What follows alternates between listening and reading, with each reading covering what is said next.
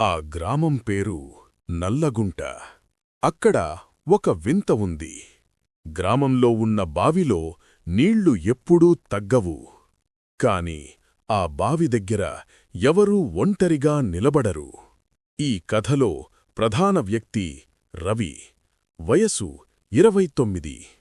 కొన్ని సంవత్సరాల తరువాత తన పాత ఇంటిని అమ్మడానికి గ్రామానికి వచ్చాడు. గ్రామస్థులు అతనికి చెప్పారు, రాత్రి అయ్యాక బావి దగ్గరికి వెళ్ళకు అని. రవి నవ్వాడు. నీళ్లబావికి కూడా భయమా? ఆ రాత్రి కరెంటు పోయింది. ఇంట్లో నీళ్లు లేవు. రవి టార్చు పట్టుకుని బావి దగ్గరికి వెళ్ళాడు. బావి లోపల చూశాడు. నీళ్లమీద తన ముఖమే కనిపించింది. కాని అది కదలలేదు. రవి తల కదిపాడు. ప్రతిబింబం మాత్రం అలాగే ఉంది. అప్పుడే నీళ్లలోనించి ఒక స్వరం, నువ్వు ఆలస్యంగా వచ్చావు. రవి వెనక్కి తగ్గాడు. ఎవరు? నీళ్లలో ప్రతిబింబం నవ్వింది.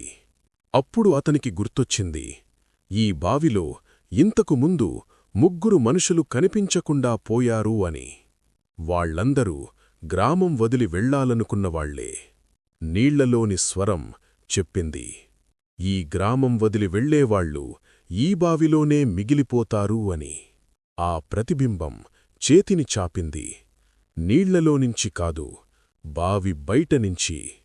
ఉదయం గ్రామస్థులు బావి దగ్గర గుమికూడారు. బావి నీళ్లమీద ఒక కొత్త ప్రతిబింబం, రవి ముఖం. కాని బావి పక్కన రవి శరీరం లేదు.